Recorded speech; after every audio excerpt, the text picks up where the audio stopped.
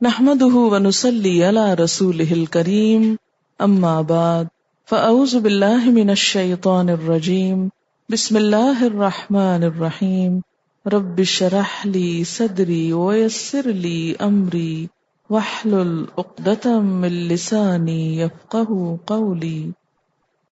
المال والبنون زینت الحیات الدنیا، مال اور بیٹے دنیا کی زندگی کی رونق ہے. یہ فخر کے قابل چیزیں نہیں، ان کی وجہ سے تکبر کی اجازت نہیں، یہ تو محض دنیا کی رونق ہے.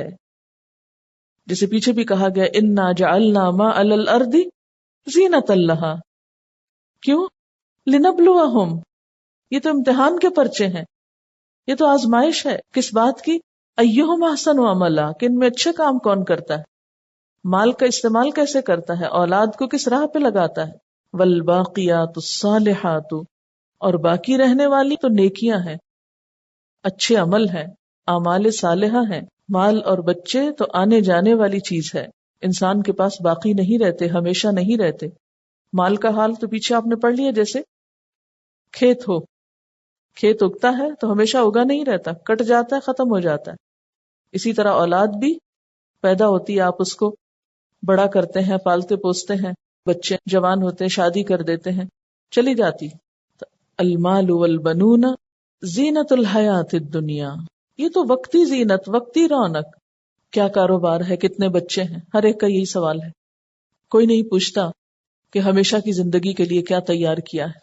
خیر عند ربک ثوابا وخیر عملا، وہ تیرے رب کے نزدیک ثواب یعنی انجام اور امید یا توقع کے اعتبار سے بہترین ہے. یعنی نہ مال پہ توقع رکھو اور نہ اولاد پہ. سورہ سبا میں آیت 35 میں آتا ہے وَقَالُوا نَحْنُ أَكْثَرُ أَمْوَالًا وَأَوْلَادًا، وہ کہتے ہیں کہ ہم زیادہ مال اور اولاد رکھتے ہیں. وَمَا نَحْنُ بِمُعَذَّبِينَ، اور ہمیں کوئی عذاب نہیں ہونا. قُلْ إِنَّ رَبِّي يَبْسُطُ الرِّزْقَ لِمَن يَشَاءُ، کہہ دیجئے یہ میرا رب ہے جو رزق کو جس کے لیے چاہتا ہے پھیلا دیتا ہے. وَيَقْدِرُ، اور اندازے سے دیتا ہے. وَلَكِنَّ أَكْثَرَ النَّاسِ لَا يَعْلَمُونَ، لیکن اکثر لوگ علم نہیں رکھتے کہ یہ رب کے فیصلے ہیں، یہ اس کی طرف سے ہے. وَمَا أَمْوَالُكُمْ وَلَا أَوْلَادُكُمْ بِالَّتِي تُقَرِّبُكُمْ عِنْدَنَا زُلْفَىٰ، اور یہ تمہارے مال اور اولاد نہیں جو تمہیں ہمارا تقرب دیں گے. إِلَّا مَنْ آمَنَ وَعَمِلَ صَالِحًا فَأُولَٰئِكَ لَهُمْ جَزَاءُ الضِّعْفِ، ایسے لوگوں کے لیے دگنی جزا ہے. دگنی کیوں؟ ایک تو دنیا میں انہوں نے مال سے جو اچھے کام کیے، اور دوسرے مرنے کے بعد جو صدقہ جاریہ چھوڑ گئے مال کی شکل میں. وَهُمْ فِي الْغُرُفَاتِ آمِنُونَ، اور وہ ان بالا خانوں میں امن کے ساتھ رہ رہے ہوں گے.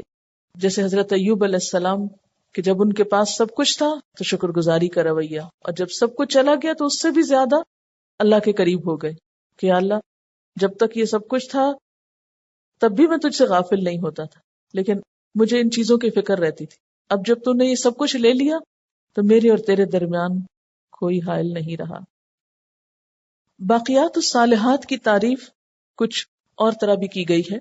حضرت ابو سعید خدری رضی اللہ تعالی عنہ نے روایت کیا ہے، نبی صلی اللہ علیہ وسلم نے فرمایا کہ باقیات صالحات کو زیادہ سے زیادہ جمع کیا کرو. عرض کیا گیا کہ وہ کیا ہیں؟ آپ نے فرمایا سبحان اللہ، لا الہ الا اللہ، الحمد للہ، اللہ اکبر، ولا حول ولا قوت الا باللہ، یعنی ذکر کی کثرت مراد ہے. حضرت علی رضی اللہ تعالی عنہ نے فرمایا کھیتی دو قسم کی ہوتی، دنیا کی کھیتی تو مال اور اولاد ہے، اور آخرت کی کھیتی باقیات صالحات ہیں. یعنی انسان دو طرح کی کوششیں کرتا ہے نا، کچھ کوششیں اس سے دنیا کی شکل میں سامنے آ جاتی مال اور اولاد کی، اور کچھ کل کو سامنے آنے والی. یہ جو دنیا والی ہیں یہ تو وقتی ہیں، جانے والی ہیں، لیکن وہ جو آخرت کے لیے کرتا ہے وہ باقیات ہیں، باقی رہنے والی ہیں. حضرت حسن بصری رحمت اللہ علیہ نے فرمایا کہ باقیات صالحات انسان کی نیت اور ارادہ ہے، کہ اعمال صالح کی قبولیت اسی پر موقوف ہے. عبید ابن عمر نے فرمایا کہ باقیات صالحات نیک لڑکیاں ہیں کہ وہ اپنے والدین کے لیے سب سے بڑا ذخیرہ ثواب ہے. اور اس پر حضرت عائشہ رضی اللہ تعالی عنہا کی ایک روایت دلالت کرتی ہے جو آپ سے منقول ہے کہ آپ نے فرمایا کہ میں نے اپنی امت کے ایک آدمی کو دیکھا کہ اس کو جہنم میں لے جانے کا حکم دیا گیا تو اس کی نیک لڑکیاں اس سے چمٹ گئیں اور رونے اور شور کرنے لگیں اور اللہ تعالیٰ سے فریاد کی کہ یا اللہ انہوں نے دنیا میں ہم پر بڑا احسان کیا ہے، ہماری تربیت میں محنت اٹھائی ہے، تو اس پر رحم فرما. تو اللہ تعالیٰ نے اس پر رحم کیا اور اس کو بخش دیا. یعنی قیامت کے دن نیک اولاد بھی انسان کے لیے سفارش کا ذریعہ بنے گی. بعض اوقات انسان ایک فیلڈ میں بہت نیکی کرتا ہے، مثلا بچوں کی بڑی اچھی تربیت کرتا ہے، لیکن اس کے ساتھ اس کے اندر کچھ اور خامیاں یا کمزوریاں ہو سکتی ہیں جو قیامت کے دن اس کی پکڑ کا ذریعہ ہو سکتی ہیں. کچھ نہیں کہہ سکتے نا ہم کہ کس چیز پر پوچھ ہو جائے.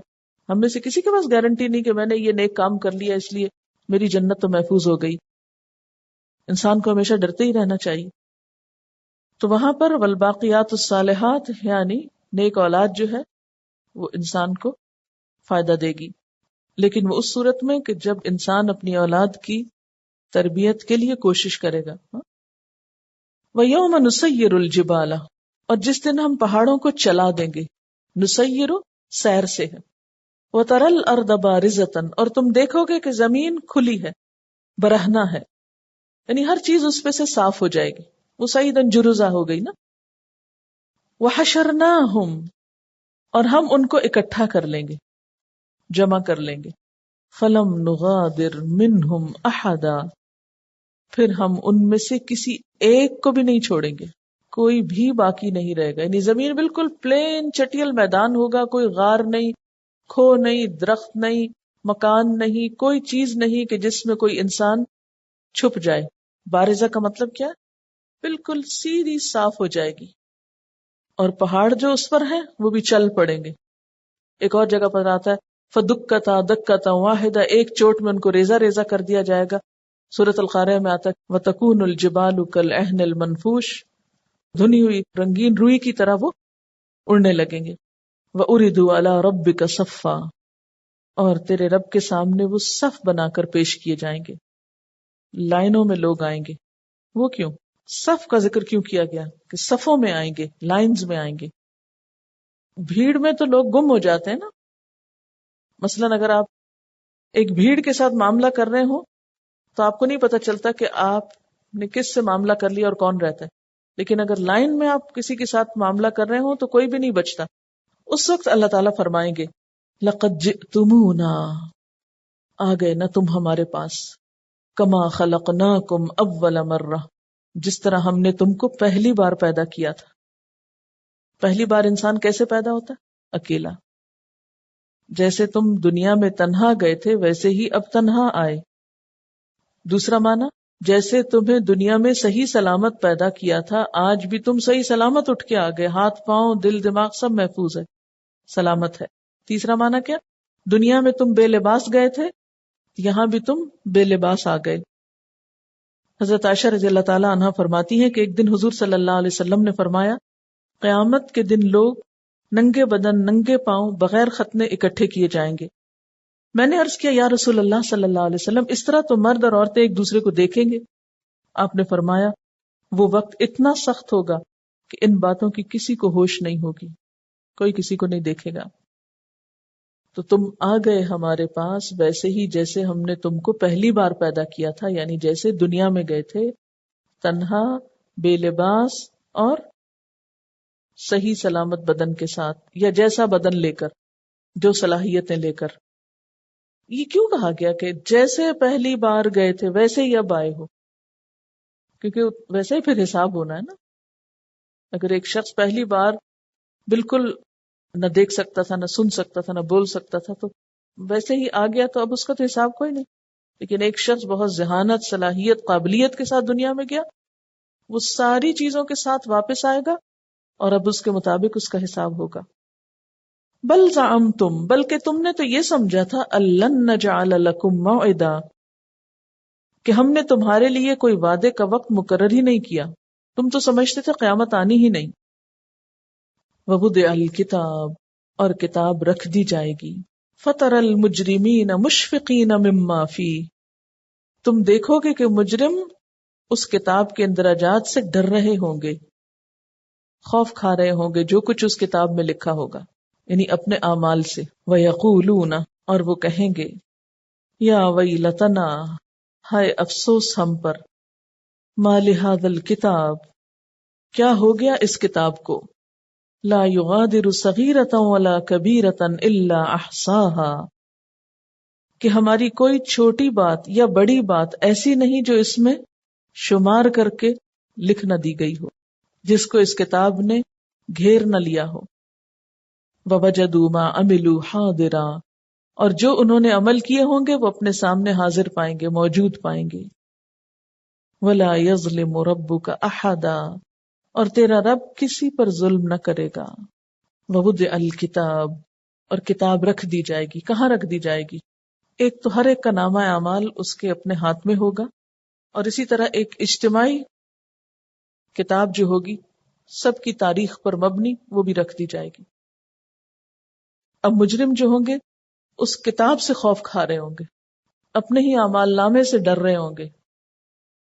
بالکل ایسے نہیں کہ کبھی آپ اپنی آواز ٹیپ ریکارڈر میں بھرے تو پھر آپ سنتے ہوئے ڈرتے ہیں، اور کبھی آپ کی کوئی مووی بنی ہو یا تصویر اتری ہو تو آپ اس کو دیکھتے ہوئے ڈرتے ہیں، کھولتے ہوئے ڈرتے ہیں کہ پتہ نہیں کیا نکلے گا، کیا سامنے آنے والا ہے.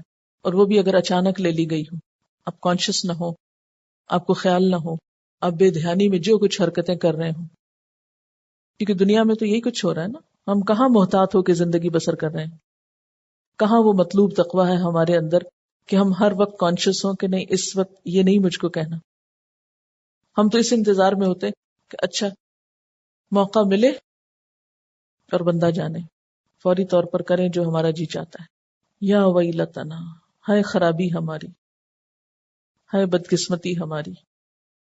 یہ کیسی کتاب ہے، اس نے کوئی چھوٹی بات بھی نہیں چھوڑی اور کوئی بڑی بات نہیں چھوڑی، مگر اس کو گن کر لکھا ہے.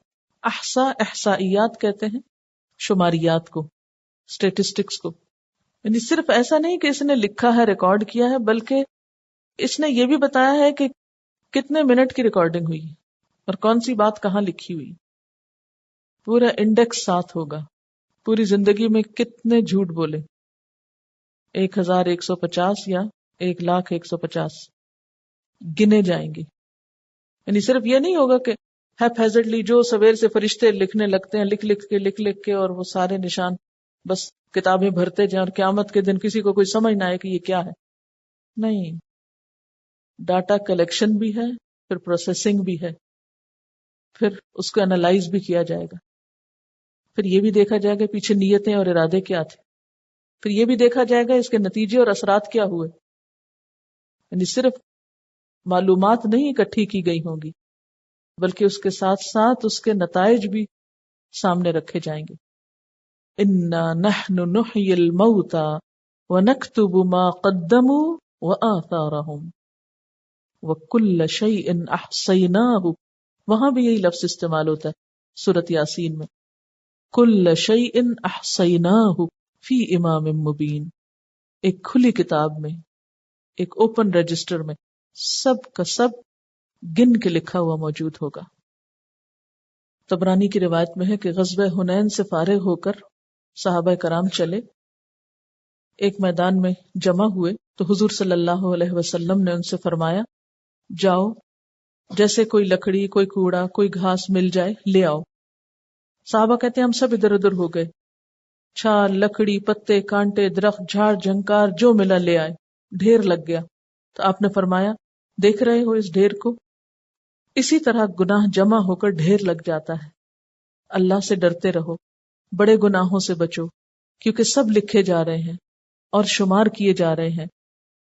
جو خیر اور شر، بھلائی برائی جس نے کی ہوگی اسے قیامت کے دن موجود پائے گا. چونکہ وہ صحابہ کرام سب اکٹھے تھے نا، کھانا پکنا تھا، تب لکڑیاں تو کہیں تھی نہیں، سب کو کہا ہر ایک کچھ نہ کچھ چن کے لے آئے. سب لے آئے، دیکھا تو ایک ڈھیر لگ گیا اور اس میں اتنی کیپیسٹی تھی کہ وہ کھانا پکا لے اتنے بڑے لشکر کا.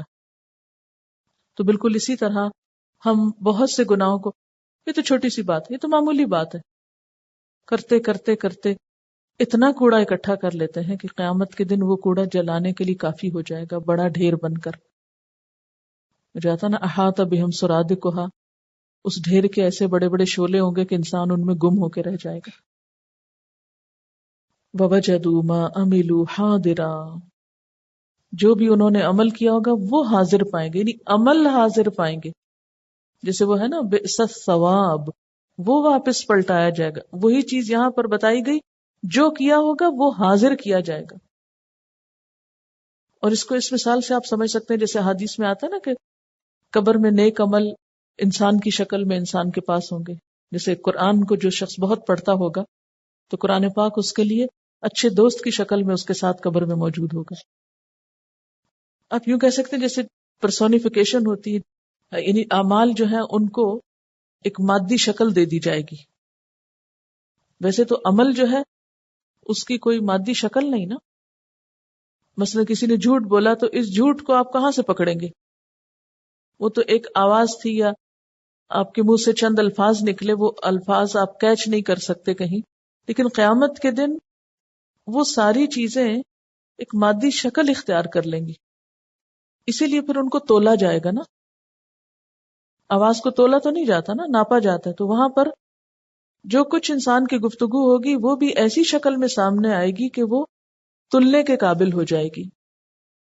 مثلا زکوٰۃ نہ دینے والے کی سزا کیا بتائی گئی ہے حدیث میں؟ کہ اس کا مال جس کی اس نے زکوٰۃ نہ دی ہوگی گنجے ناگ کی شکل میں اس کے گرد لپٹ جائے گا. ایک اور آیت میں آتا ہے تکوا بہا جباہہم، جس سے ان کی پیشانیوں کو داغ لگائے جائیں گے اور ان کی پیٹھوں کو اور ان کی سائڈوں کو. وہ مال جس کی زکوٰۃ نہ دی گئی ہوگی. اب زکوٰۃ نہ دینا ایک جرم ہے، لیکن وہ اس خاص شکل میں سامنے آئے گا. یعنی مال مال نہیں بلکہ سزا کی مثال بن کے آئے گا. اسی طرح ایک حدیث میں آتا ہے کہ قربانی کے جانور جو ہیں وہ پل صراط پر انسان کے لیے سواریاں بنیں گے. یتیم کے مال کھانے کو کیا کہا گیا کہ وہ پیٹ میں آگ بن جائے گا، مال آگ کی طرح بھڑکنے لگے گا. لیکن حاضر کون سی چیز کی جاتی ہے؟ جو نظر آتی ہو.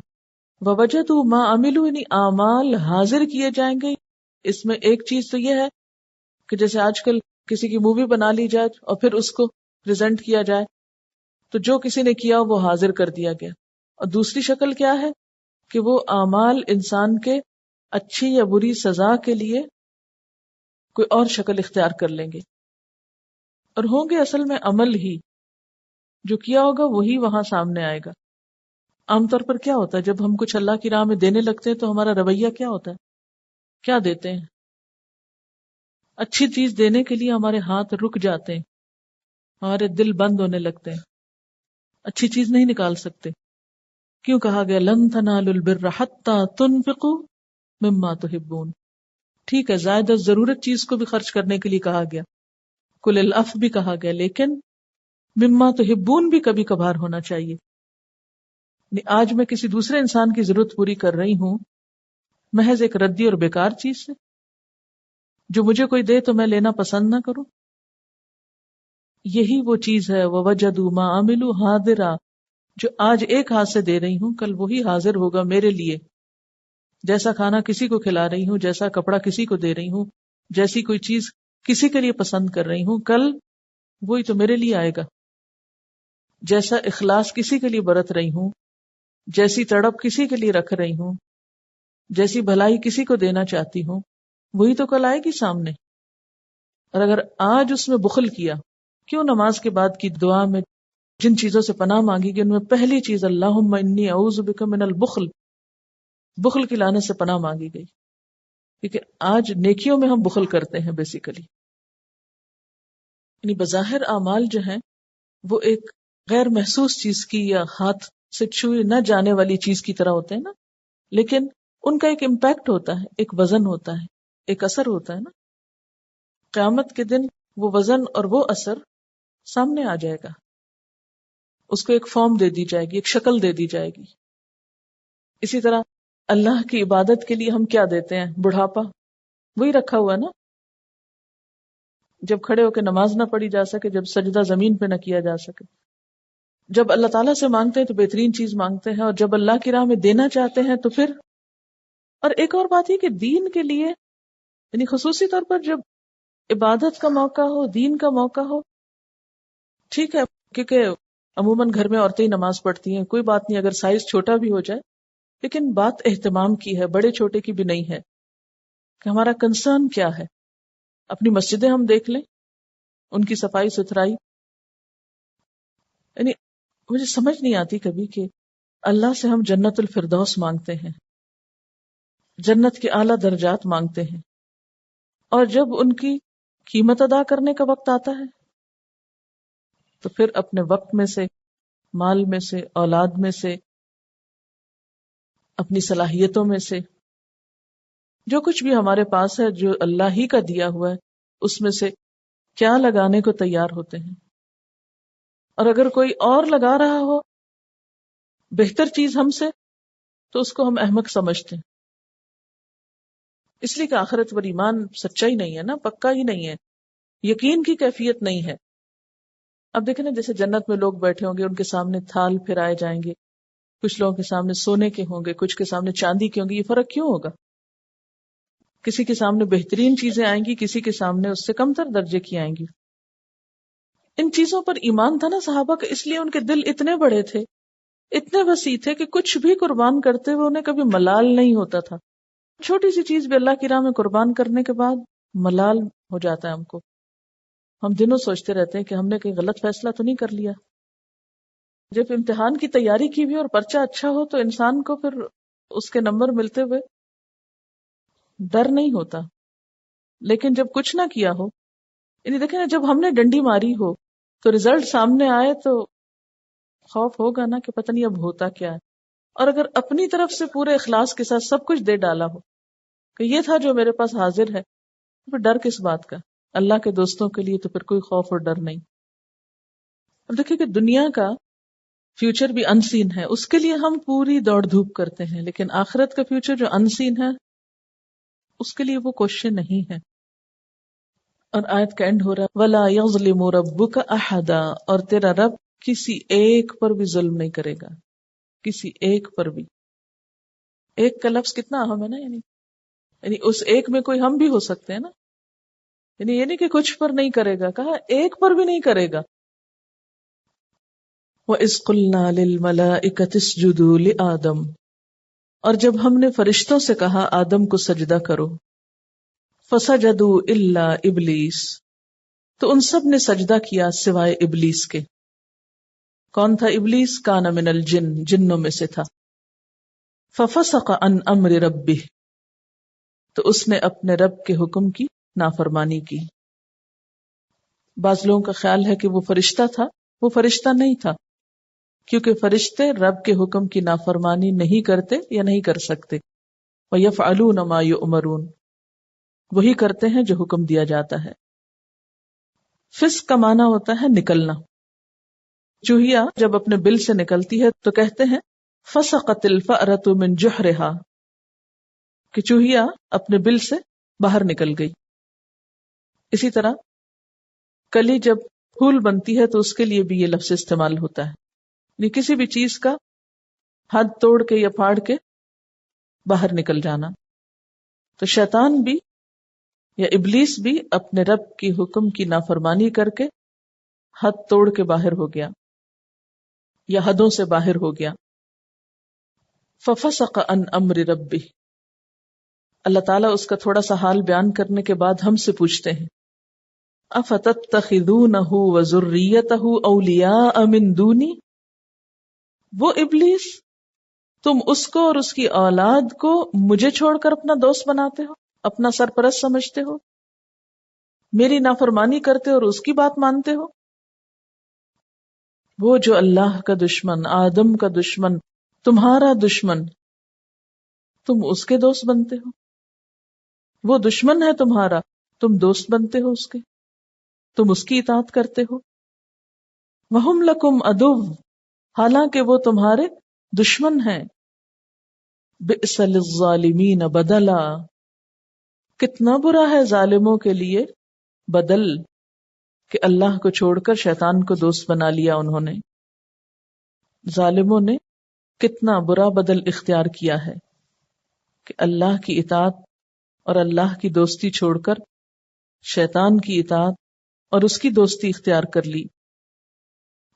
بدل کس کو کہتے ہیں؟ ایکسچینج کرنا، ایک چیز کو دے کر دوسری چیز لینا. انہوں نے اللہ کی محبت، اطاعت قربان کر کے شیطان کی دوستی اور اس کی اطاعت اختیار کر لی.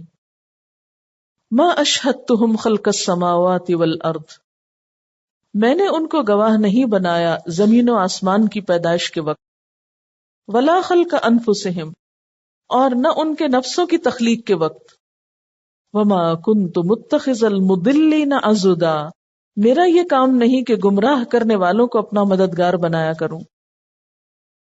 شیطان کی اطاعت تو کسی وجہ سے بھی، کسی سبب سے بھی جائز نہیں۔ اطاعت تو اس کی جاتی ہے، بات تو اس کی مانی جاتی ہے جس کا تم پر کوئی احسان ہو۔ شیطان کا تم پر کیا احسان ہے؟ کیا وہ تمہاری تخلیق میں شریک تھا؟ نہیں، وہ تو اس وقت حاضر بھی نہیں تھا، نہ تمہاری تخلیق کے وقت اور نہ آسمان و زمین کی تخلیق کے وقت جن سے تم فائدے اٹھا رہے ہو۔ اس کی حقیقت کیا ہے؟ وہ تو محض گمراہ کرنے والا ہے، اور گمراہ کرنے والے کسی کے مددگار نہیں ہوا کرتے۔ عضدا کا لفظ جو ہے یہ بازو کے لیے استعمال ہوتا ہے، اور پھر قوت کے لیے۔ کوہنی سے کندھے تک کا درمیانی حصہ جو ہے یہ عضد کہلاتا ہے۔ یہیں سے مسلز دکھاتے ہیں نا، قوت کے اظہار اسی جگہ سے ہوتا ہے، اسی کو زور بازو بھی کہتے ہیں۔ فرمایا کہ میرا یہ کام نہیں کہ میں گمراہ کرنے والوں کو اپنا مددگار بنایا کروں، پھر تم ان کی وفاداری کیوں کر رہے ہو؟ وہ تو ایسے دشمن ہیں کہ میرے بندوں کو میری اطاعت اور میری جنت سے روکتے ہیں۔ مدلین، بھٹکانے والے۔ جب میرا ان سے کوئی تعلق نہیں تو میرے بندو تم انہیں اپنا مددگار کیوں بناتے ہو، کیوں سمجھتے ہو؟ وَيَوْمَ يَقُولُ نَادُوا شُرَكَائِي، اور جس دن وہ کہے گا، کون؟ اللہ تعالی، نَادُوا شُرَكَائِي، بلاؤ میرے شریکوں کو، الَّذِينَ زَعَمْتُمْ، جن کے بارے میں تم گمان رکھتے تھے، دعویٰ کرتے تھے کہ وہ تمہارے مددگار ہیں۔ فَدَعُوهُمْ، تو وہ ان کو بلائیں گے۔ فَلَمْ يَسْتَجِيبُوا لَهُمْ، تو وہ ان کا جواب نہ دیں گے، وہ ان کی بات نہ سنیں گے۔ وَجَعَلْنَا بَيْنَهُمْ مَوْبِقًا، اور ہم ان کے درمیان ہلاکت کا گڑھا مشترک کر دیں گے، بنا دیں گے۔ وَجَعَلْنَا یعنی بنا دیں گے ہم، بینہم ان کے درمیان، یعنی مابین، موبقہ ہلاکت کی جگہ۔ موبق کا ایک معنی حجاب بھی ہوتا ہے، آڑ بھی ہوتا ہے، یعنی ہم مجرموں اور ان کے شریکوں کے درمیان ایک پردہ حائل کر دیں گے۔ دوسرا معنی جہنم میں پیپ اور خون کی ایک مخصوص وادی کا نام بھی ہے، یعنی ان کے اور ان کے شریکوں کے درمیان تو وہ خون پیپ کی وادی ہوگی، اس لیے یہ آپس میں ایک دوسرے کے قریب نہ جا سکیں گے۔ تیسرا معنی ہلاکت کا گڑھا، یعنی جس میں یہ سب اکٹھے ہوں گے، یعنی وہاں ایک دوسرے کی مدد تو کیا، سب ہلاکت میں اکٹھے ہو جائیں گے۔ وَرَأَى الْمُجْرِمُونَ النَّارَ، اور مجرم آگ دیکھ لیں گے۔ حدیث میں آتا ہے کہ کافر ابھی 40 سال کی مسافت پر ہوگا کہ یقین کر لے گا کہ جہنم ہی اس کا ٹھکانہ ہے۔ فَظَنُّوا أَنَّهُمْ مُوَاقِعُوهَا، پھر وہ سمجھیں گے کہ وہ اس میں گرنے والے ہیں، یعنی دور سے دیکھ کر ان کو یقین آ جائے گا کہ یہی ہماری جگہ ہے۔ وَلَمْ يَجِدُوا عَنْهَا مَصْرِفًا، اور وہ اس سے بچنے کا کوئی راستہ نہ پائیں گے۔ مصرف کا لفظ صرفہ سے ہے، کسی چیز کو ایک حالت سے دوسری حالت کی طرف لوٹا دینا، یا ایک چیز کو دوسری سے بدل دینا، لوٹنے کی جگہ یا بچنے کا راستہ۔ یعنی وہ جب جا رہے ہوں گے جہنم کی طرف تو اس سے بچنے کے لیے کوئی آلٹرنیٹ نہیں ہوگا، کوئی دوسرا راستہ نہیں ہوگا، کوئی سب وے نہیں ہوگا، اسی راستے پہ جانا پڑے گا جو جہنم پہ جا کے اینڈ ہوگا، اور وہی ان کا مقام ہوگا۔ امیجن کریں نا، مجرم آگ دیکھ رہے ہوں گے اور سمجھ رہے ہوں گے کہ اب انہیں اسی میں گرنا ہے، اور اس سے بچنے کے لیے وہ کوئی دوسرا راستہ نہ پا سکیں گے کہ اس سے نکل جائیں۔ دنیا میں جب آپ کہیں گاڑی لے جا رہے ہو، آگے آپ دیکھیں کہ گڑھا آ گیا تو آپ کیا کرتے ہیں؟ گاڑی پیچھے کرتے ہیں، سائڈ کی سٹریٹ سے نکل جاتے ہیں، لیکن وہاں کوئی سائڈ سٹریٹ نہیں ہوگی کہ جس سے نکل کر بھاگیں، کیونکہ پیچھے بھی آتا نا کہ کوئی ملتحد نہ پائیں گے۔ ملتحد بغلی قبر کو کہتے ہیں نا، کہ کہیں سائڈ پہ چھپ جائیں، کوئی ایسی چیز ان کو نہ ملے گی۔ وآخر دعوانا ان الحمد للہ رب العالمین۔ سبحانک اللہم وبحمدک نشہد ان لا الہ الا انت نستغفرک ونتوب الیک۔ السلام علیکم ورحمۃ اللہ وبرکاتہ۔